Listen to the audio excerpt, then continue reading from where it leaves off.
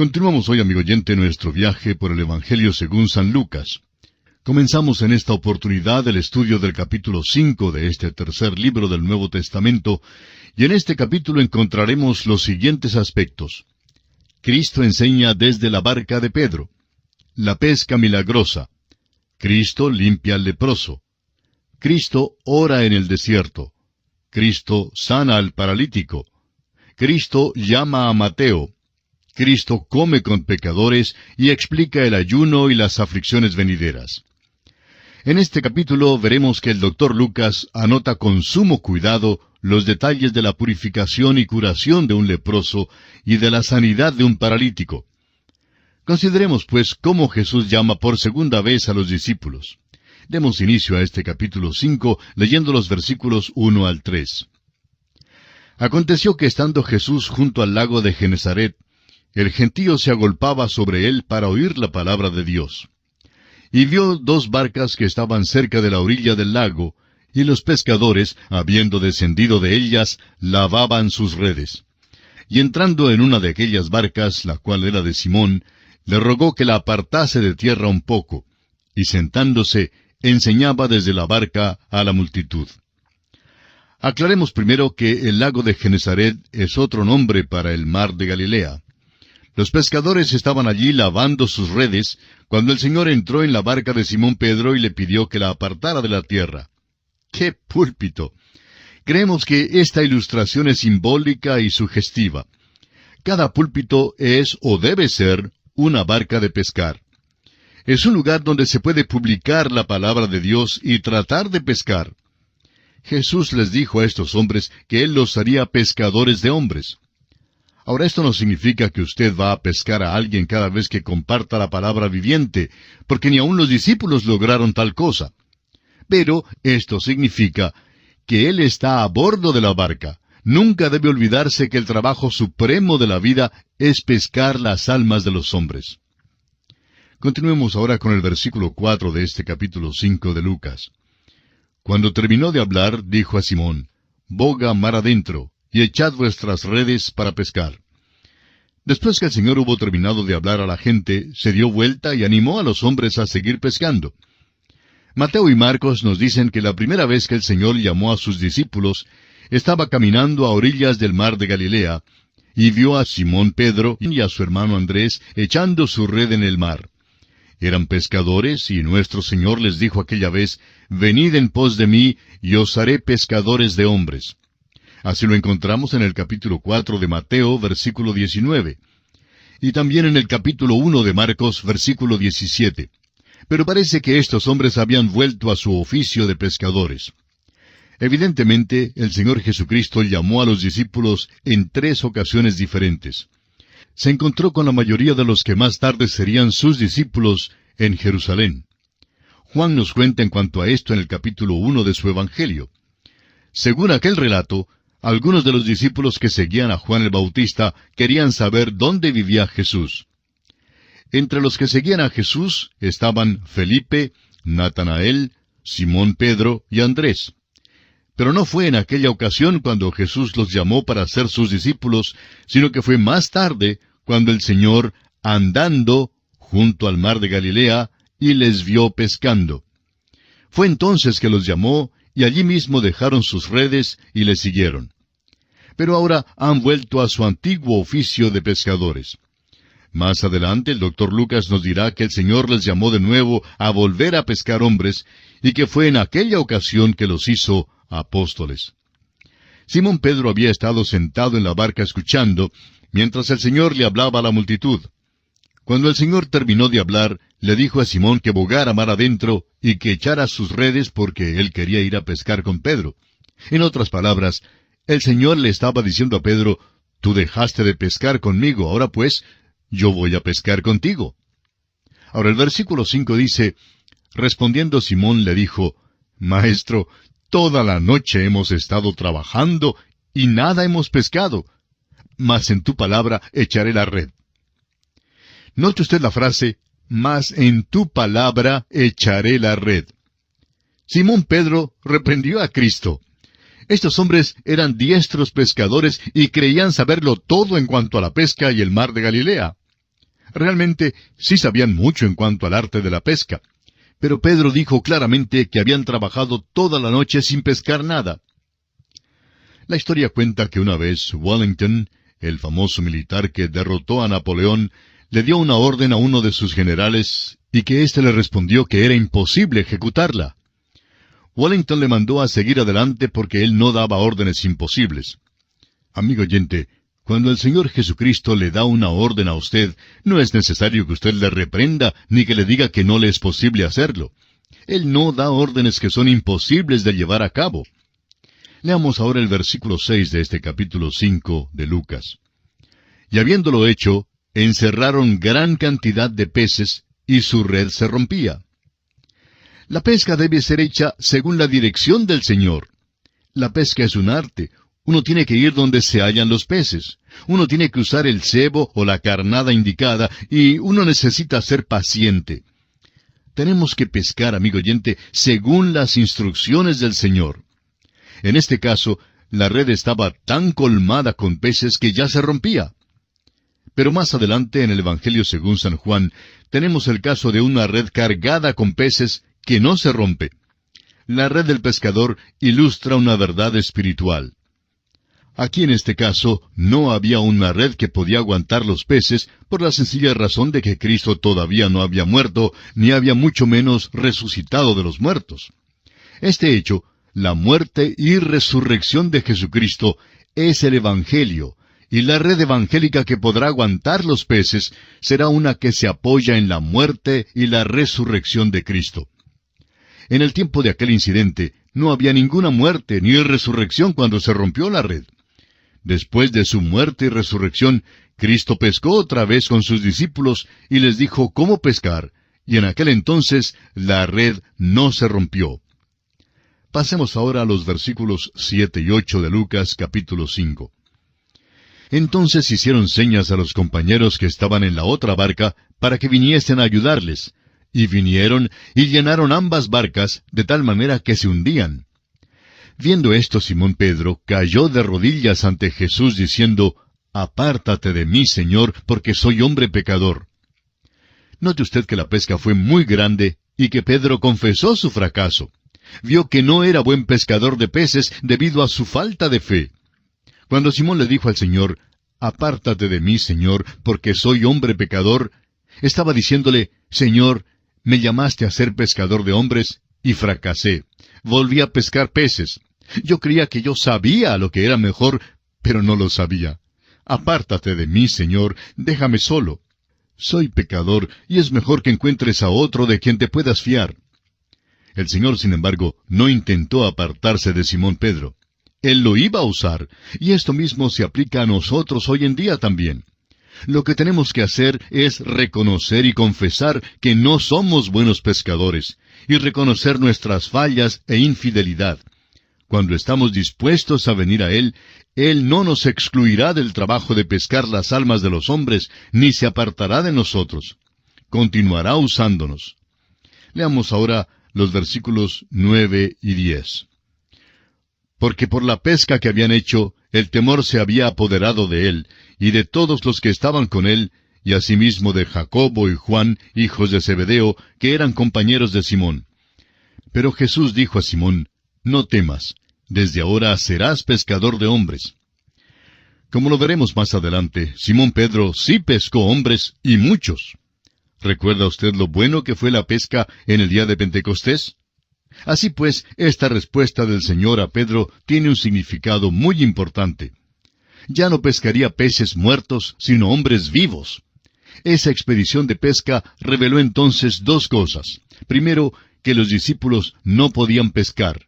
Y segundo, que el Señor sí podía pescar. Esta lección también nos enseña otra cosa, que hay otro pescador. Su nombre es Satanás. ¿Sabía usted que Satanás es pescador también?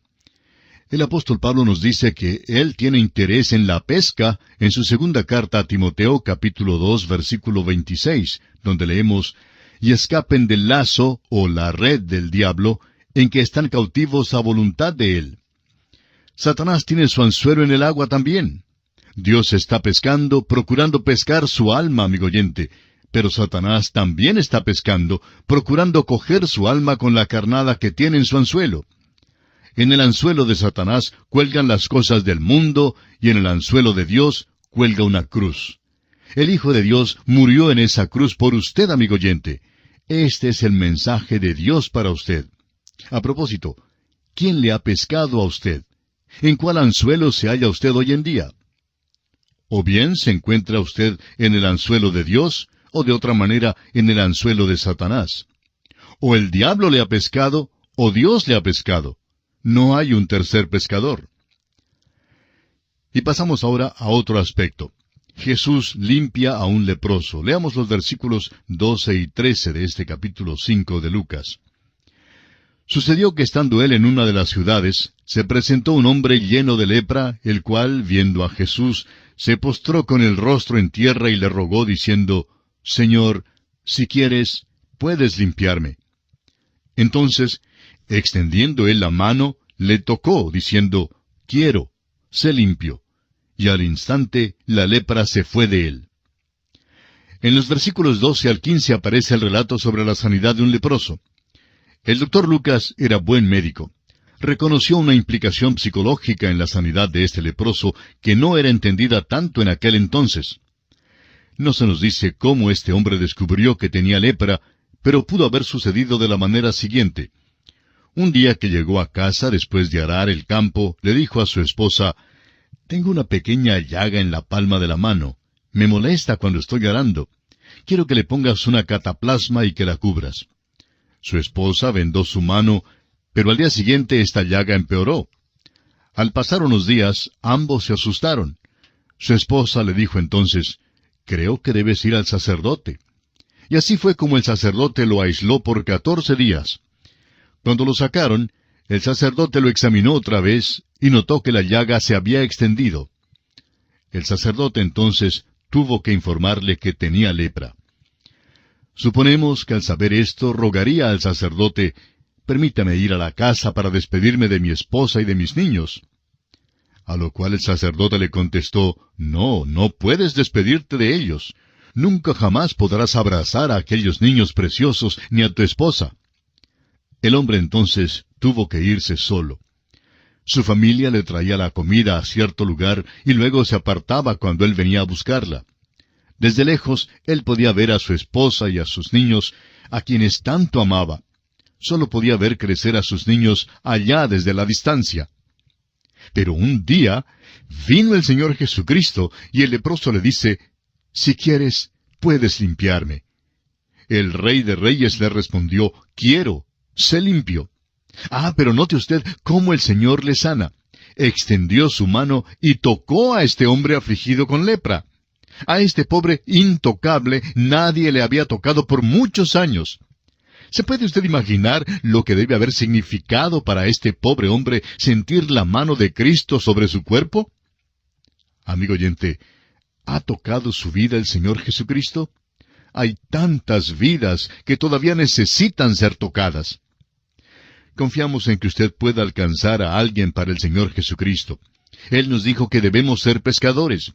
Y usted necesita extender la mano y así tocar a algún alma que solo usted puede tocar hoy en día. Y pasamos ahora a otro aspecto. Jesús sana al paralítico. Leamos los versículos 17 hasta el 20 de este capítulo 5 de Lucas. Aconteció un día que él estaba enseñando, y estaban sentados los fariseos y doctores de la ley, los cuales habían venido de todas las aldeas de Galilea y de Judea y Jerusalén. Y el poder del Señor estaba con él para sanar. Y sucedió que unos hombres que traían en un lecho a un hombre que estaba paralítico, procuraban llevarle adentro y ponerle delante de él. Pero no hallando cómo hacerlo a causa de la multitud, subieron encima de la casa y por el tejado le bajaron con el lecho, poniéndole en medio delante de Jesús. Al ver él la fe de ellos, le dijo, Hombre, tus pecados te son perdonados. Este es el relato sobre cómo fue sanado el paralítico de Capernaum. Algunos amigos de este hombre lo bajaron por el techo de una casa para que el Señor Jesucristo lo pudiera atender. Mateo y Marcos también incluyen este incidente en sus evangelios. Marcos da el relato más largo en su Evangelio, que es a la vez el más corto.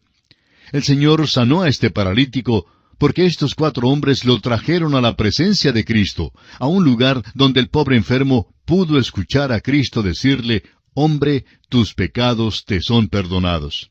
Fueron palabras maravillosas las que llegaron a los oídos de este hombre. Hay muchas personas que no van a recibir el mensaje de la salvación a menos que usted, amigo oyente, esté dispuesto a pararse en una extremidad de sus camillas para llevarlas al Señor porque se encuentran paralizados. Han sido inmovilizados por el pecado y por muchas otras cosas que el mundo tiene para ellos. Algunos hombres han sido paralizados por los prejuicios y otros por la indiferencia, y estos nunca van a escuchar a Jesús decirles, «Hombre, tus pecados te son perdonados», a menos que usted, amigo oyente, tome una extremidad de sus camillas y los lleve a Cristo. Todas estas historias revelan el hecho de que el Señor Jesucristo quiere que nosotros propaguemos el mensaje de la salvación a otros. Por esta razón predicamos la palabra de Dios, y recuerde esto, un solo hombre no puede llevar una camilla. Eran 4 los que llevaban la camilla del paralítico. Pero son muchos los hombres y las mujeres que se necesita hoy en día para dar la palabra de Dios a tantos necesitados. Y pasamos ahora a considerar el llamamiento de Mateo. Leamos los versículos 27 y 28 de este capítulo 5 de San Lucas. Después de estas cosas salió y vio a un publicano llamado Leví sentado al banco de los tributos públicos, y le dijo, «Sígueme». Y dejándolo todo, se levantó y le siguió. Mateo nos da esta información en su Evangelio, y Marcos nos da unos detalles más. Pero Lucas comparte algo ahora que no se halla en los otros Evangelios. Leamos el versículo 29 de este capítulo 5. Y Leví le hizo gran banquete en su casa, y había mucha compañía de publicanos y de otros que estaban a la mesa con ellos. Esta cena fue dada por Leví como una manera de tratar de ganar a los hombres para el Señor Jesucristo. Leví no había sido instruido en un seminario teológico. Era un recaudador de impuestos y quizá algo pícaro. Cuando halló la salvación mediante el Señor Jesucristo, hizo todo lo que pudo para ganar a las almas perdidas. Era un publicano rico y por tanto dio una cena y convidó a todos sus amigos de la misma clase para que también hallaran la salvación. A los escribas y fariseos que fueron convidados a la cena, les fue difícil quedarse callados, y por fin fueron donde el Señor y le formularon una pregunta. Leamos el versículo 30 de este capítulo 5 de Lucas. Y los escribas y los fariseos murmuraban contra los discípulos diciendo, ¿por qué coméis y bebéis con publicanos y pecadores? Los escribas y fariseos le hicieron una pregunta al Señor, y como lo veremos en el versículo 31, Él les dio una buena respuesta. Nuestro Señor siempre protege a los suyos. Leamos entonces los versículos 31 y 32. Respondiendo Jesús les dijo, «Los que están sanos no tienen necesidad de médico, sino los enfermos. No he venido a llamar a justos, sino a pecadores al arrepentimiento». Los escribas y fariseos le preguntaron al Señor que por qué comía con los publicanos y pecadores.